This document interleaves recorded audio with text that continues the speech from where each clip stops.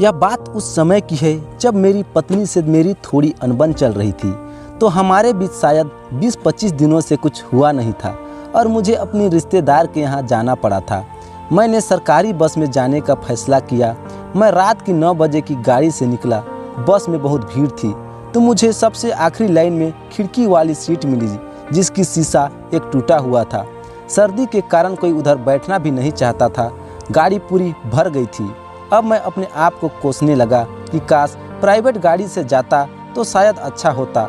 आते वक्त मैं कोई कंबल उसे भी नहीं लिया था। मेरे बगल में 2 बूढ़े बैठ गए थे। 10वीं कंपनी खिड़की के टूटे हुए शीशे से जोरदार हवा अंदर आ रही थी। बूढ़ों ने अपने कंबल निकाल लिए। मैं तो ठंड से मरा जा रहा था। ऐसे में गाड़ी औरंगाबाद रुक गई। जो लोग उतरे उनकी जगह दोनों खड़े थे वह लपक कर बैठ गए। मैं फिर अपनी जगह फंस गया। मेरे बाजू वाले बूढ़े भी आगे चले गए। बस फिर चल पड़ी। आधे घंटे के बाद बस एक ढाबे पर गई और मैं नीचे उतरा। मेरी खाना खाने की इच्छा नहीं थी। बस टहल रहा था कि पास में जनरल स्टोर था। वहाँ पर शोकेस में वह वाला पैकेट लगे हुए थे। उसे देखकर मेरे मन में हलचल होने लगी। वहाँ से 2-3 लोगों ने पैकेट खरीदे। मैं उस दुकानदार के पास गया और उससे पूछा कि कोई जुगाड़ हो सकता है क्या। वह बोला, साहब अकेले सफ़र कर रहे हैं क्या? मैं हाँ में जवाब दिया। उसने कहा, आज आपका नसीब अच्छा नहीं है। जो 2 लड़कियां आती हैं वह आज भी नहीं आई। आपका काम बन जाता। मैं अपने नसीब को खोजता रह गया था। एक तो 25 दिन से प्यास भी नहीं बुझी थी। ऊपर से इतनी ठंड से मेरी हालत और भी खराब होती जा रही थी।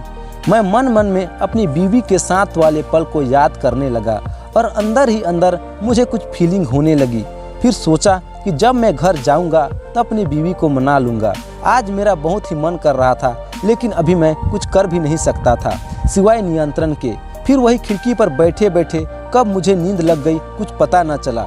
फिर मेरी आंख तब खुली जब बस बीच रास्ते में रुकी। मैं खिड़की से बाहर झांक कर देखा तो एक औरत अपनी 2 बच्चों के साथ बस पर चल रही थी। इतनी रात को यह औरत पता नहीं कहां से कहां जा रही थी। वह औरत दिखने में काफ़ी खूबसूरत भी थी। वह किसी भी तरीके से नहीं लग रही थी कि वह 2 बच्चों की माँ हो। बस कंडक्टर ने उस औरत को बस के अंदर करके बस का दरवाज़ा फिर से बंद कर दिया। बस पूरी भरी हुई थी। कहीं पर भी बैठने की जगह नहीं थी। वह औरत वहीं बस कंडक्टर के बगल में बैठ गई और फिर कुछ देर बाद मेरे बगल में जो बूढ़े अंकल थे उनकी मंजिल आ गई थी। मैंने सोचा कि शुक्र है दोनों बूढ़े उतरे तो सही, क्योंकि जब से मैं सो रहा था वह दोनों इतनी तेज खर्राटे मार रहे थे कि मुझे सोने में बहुत ज़्यादा दिक्कत भी हो रही थी। और ऊपर से यह ठंड की वजह से तो मेरी हालत और ख़राब से बदतर होती जा रही थी। मेरी बगल की सीट खाली हुई तो औरत ने वहाँ से देखा तो मेरे बगल में आकर बैठ गई। साथ उसके 2 बच्चे भी थे। मुझे देखकर वह औरत थोड़ी सी शर्माई थी। मैं भी उसे देखकर हल्की सी मुस्कान दी। और फिर बस जब चल रही थी तो टूटी हुई खिड़की से बहुत तेज हवा अंदर बह के आ रही थी जो ठंड और ज़्यादा लगने लगी थी। तो उस औरत को भी ठंड लगने लगी। उसने अपने छोटे से बैग में से एक कंबल निकाला और खूब अपने बच्चों को उड़ा दिया। फिर मुझे ठंड ज़्यादा लगने की वजह से मेरे शरीर कपकपाने लगा था। वह यह देखकर औरत मुझे कहने लगी, अगर आप बुरा न मानो तो मेरे पास एक एक्स्ट्रा कंबल है। अगर आप लेना चाहे तो ले सकते हैं, तो मैं आपको दे दूंगी। यह सुनते ही मैंने तुरंत उसे हाँ कर दी, क्योंकि मेरे पास कोई और रास्ता ही नहीं था। उसके दिए हुए कंबल को मैंने अपने आप को ओढ़ लिया। अब मुझे इतनी राहत मिल रही थी कि मैं आपको बता भी नहीं सकता कि क्या बात होने लगी। बातों बातों में बताया कि वह घर जा रही है और उसके पति इस दुनिया में नहीं हैं और वह बिल्कुल अकेली है और वह फैक्ट्री में काम करती है। इसी वजह से रात को आते हुए देरी हो जाती है। मैं उसकी सूरत की मासूमियत देखकर उस पर फिदा हो चुका था। वह दिखने में काफ़ी दूध की तरह खूबसूरत थी। उसकी सुंदरता से कोई भी उसकी तरह मोहित हो सकता था। बस बहुत तेज चल रही थी और जब बस अचानक ही रुकी तो वह औरत मेरे सीने में आ गिरी। मेरे करीब इतने आते हुए देखा वह थोड़ी शर्मा सी गई। मैं भी अंदर ही अंदर बहुत शर्मा रहा था।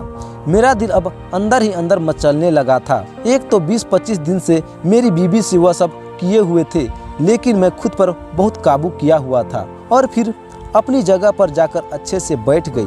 फिर जब बस चलने लगी तो धीरे धीरे हमारे दोनों की बाजू की कोनी एक दूसरे के साथ टकराने लगी थी उसके बच्चे खूब अच्छे से सो रहे थे।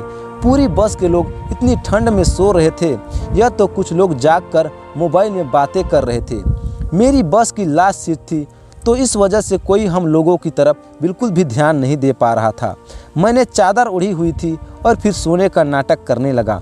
धीरे धीरे जैसे बस चल रही थी, हम लोग एक दूसरे के शरीर के साथ टकरा रहे थे। कभी कभी उसके बाजू की कोनी मेरे कोने पर लगती, तो कभी मेरा हाथ उसके जिस्म पर लगता। और खुश तो मैं इस वजह से हो गया था कि जब मेरा हाथ उसके वहाँ पर लगता तो वह मुझे बिल्कुल भी कुछ न कहती, बल्कि और शर्माने भी लगती। अब मैं उसकी तरफ से इशारा भी समझ गया था। हम दोनों ने बस का सफ़र कुछ यूं ही किया। बस मेरे अंदर ही एक हलचल सी होने लगी थी। अब मैं और खुद को रोक नहीं पा रहा था। अब मैंने कंबल से अब उसका हाथ पकड़ लिया। जब मैं उसका हाथ पकड़ा तो वह मुझे तब भी कुछ न बोली। अब मुझे 100% इशारा मिल गया था उसकी तरफ से कि वह भी चाहती है। फिर उसने अपना कंबल निकाल कर अपने बच्चों को उड़ा दिया।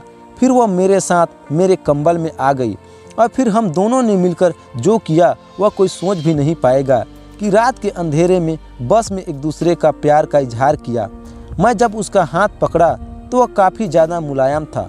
वह औरत दिखने में काफ़ी ज़्यादा हसीन थी।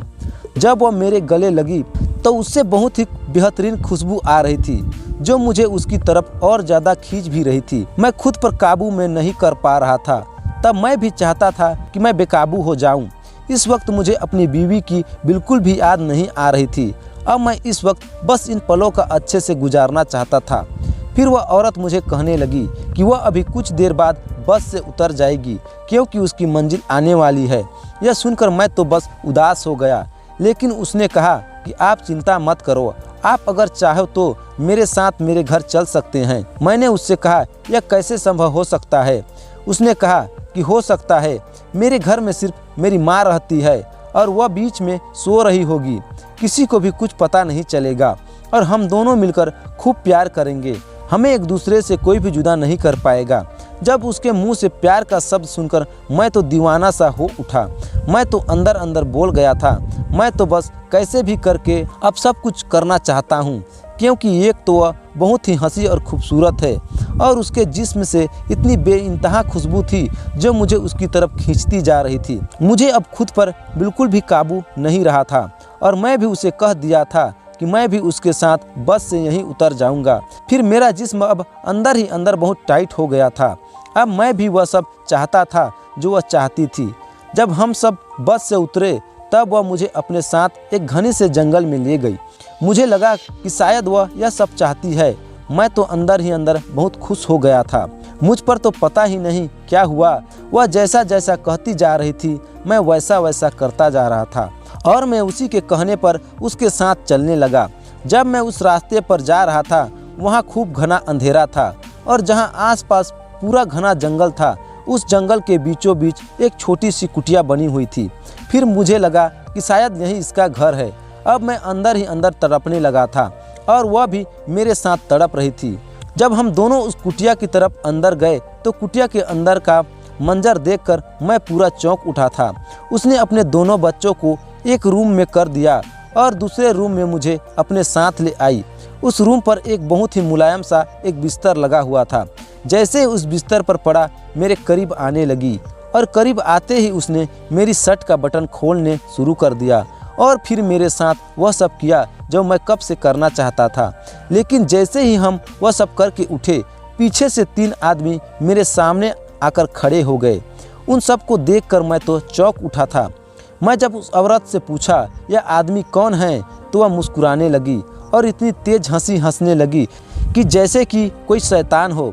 मुझे बिल्कुल भी समझ में नहीं आ रहा था कि आखिर मैं क्या करूं, क्योंकि यह मेरे साथ क्या हो रहा था। अब यह लोग इतना भी मुस्कुरा क्यों रहे थे।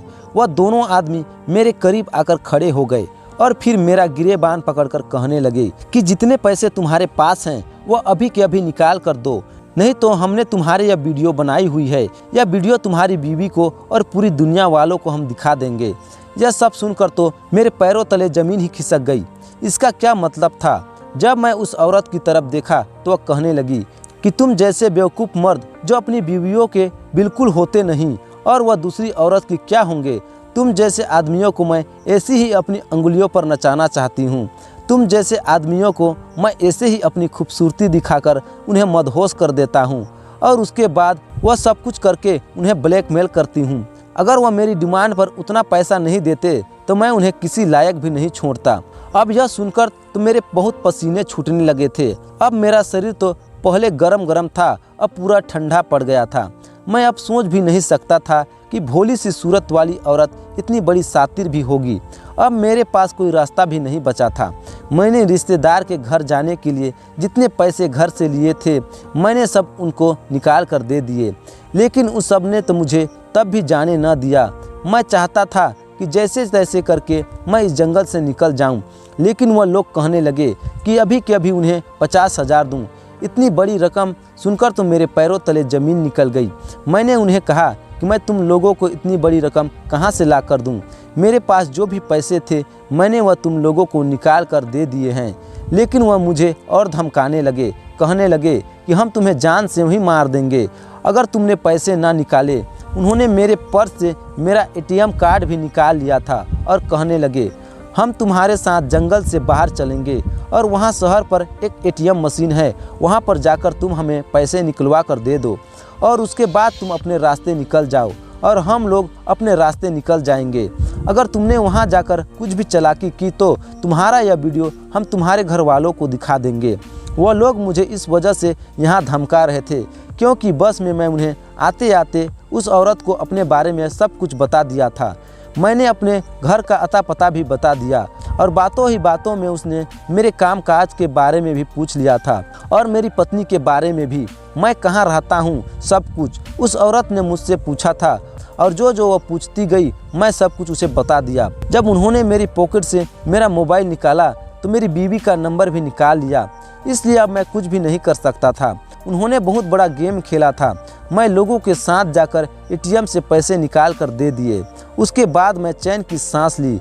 उसके बाद मैंने ठान लिया कि ज़िंदगी में कभी भी किसी भी गैर औरत पर बिल्कुल भी विश्वास नहीं रखूँगा और हमेशा अपनी बीवी के साथ ही वफादार रहूँगा। मैं रिश्तेदार के घर जाना भी अब मैं कैंसिल कर दिया था। मैंने तुरंत वापसी अपने घर चला गया और अपनी बीवी से बहुत माफ़ी मांगी, लेकिन मैंने उसे कुछ भी रास्ते के बारे में नहीं बताया था। मैंने तो उसे यही कहा था कि मैं तुम्हारे बिना नहीं रह सकता, इसलिए वापस तुम्हारे पास आ गया और मेरे बस सीने से लग गई। अब हम दोनों ने मिलकर वह सब किया जो कई दिनों से हमने नहीं किया था। तो दोस्तों, इस कहानी से हमें यह सीख मिलती है कि हमें कभी भी गलत रास्ते की तरफ नहीं चलना चाहिए, नहीं तो नुकसान खुद का ही होता है। आपको यह कहानी कैसी लगी हमें कमेंट करके ज़रूर बताएं और अगर वीडियो अच्छी लगी तो वीडियो को लाइक, शेयर और चैनल में नए हैं तो चैनल को सब्सक्राइब करना न भूलें। धन्यवाद।